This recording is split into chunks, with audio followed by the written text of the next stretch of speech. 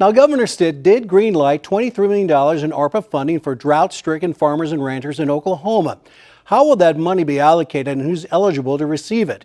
Reporter Steve Shaw joins us now with the details. Steve.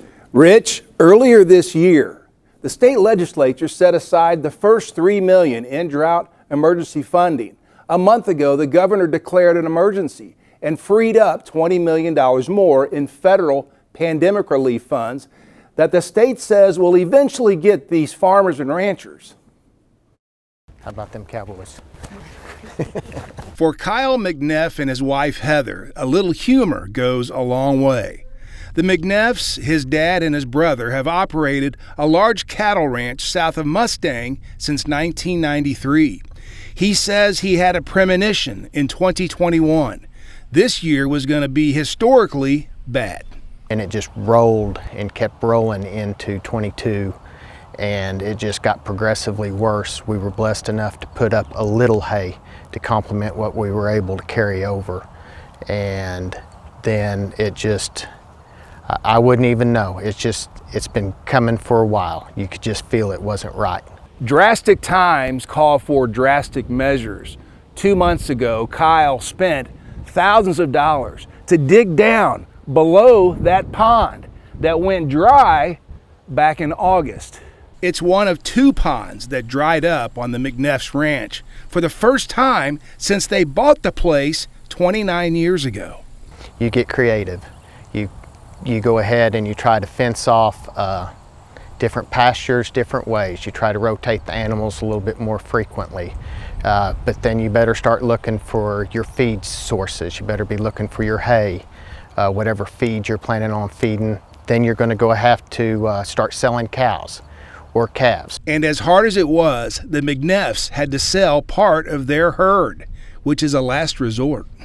That's it's a little tough. It's a little tough. We spend me, my brother, my dad, we spend a lot of time working on building our herds the way we want to, and then to let them go, it's tough. 93 miles north in Tonkawa in Kay County, Scott Blueball's family has operated their 3,600-acre farm since 1893. Scott's also president of the Sooner State's 60,000-member Farmers and Ranchers Union. He says his summer crops of corn, grain sorghum, and soybeans are now almost a total loss. Most of those crops were actually just going out and cutting them for hay and rolling them up in a bale to salvage some kind of value out of the crop, because these combines that we have here in the background, they're not going to see very much use this year.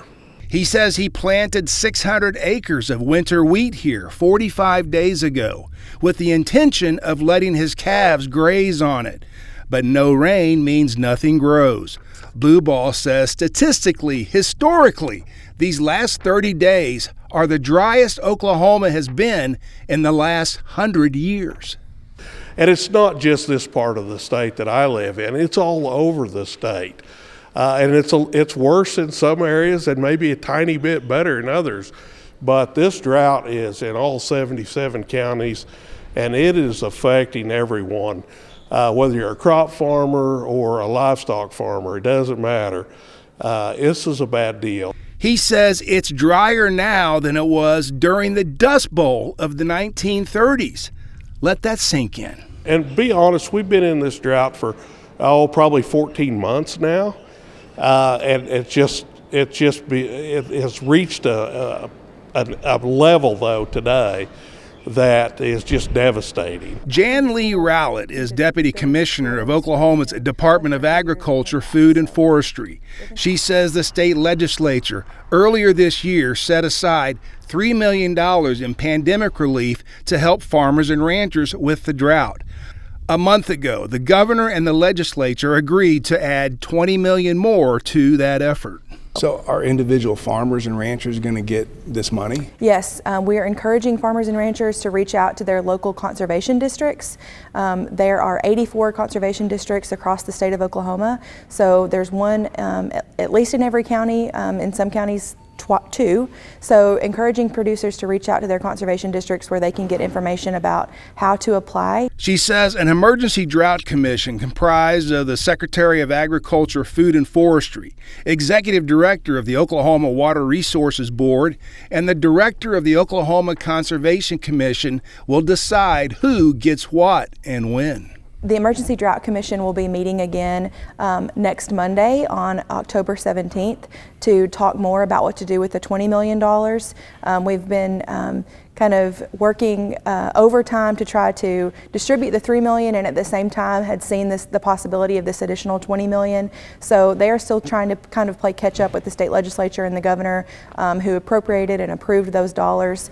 The thought is that we'll roll out this initial $3 million, see how that goes, and then we can make adjustments as needed to really get the most impact from those state dollars. Kyle and Heather McNeff would sure appreciate some sort of reimbursement for digging out this pond.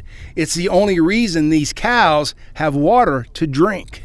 The money that they're coming up with, the $3 million, the proposed $20 million, as long as it can put money in the food producers' pockets to help them try to get to next year.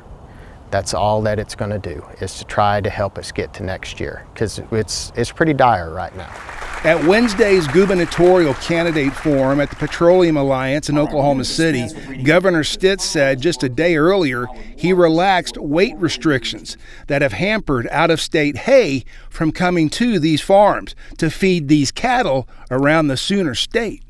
What do you say to them right now? What do you say to these farmers and ranchers that are just barely hanging on? Yes, we hear heartbreaking stories daily from producers that are experiencing the challenges of drought. Agriculture, and especially here in Oklahoma, is definitely not for the faint of heart, and these are tough times, so we just continue to pray for rain and do what we can in the meantime to help people try to stay in business until it rains and we have some forage here in the state.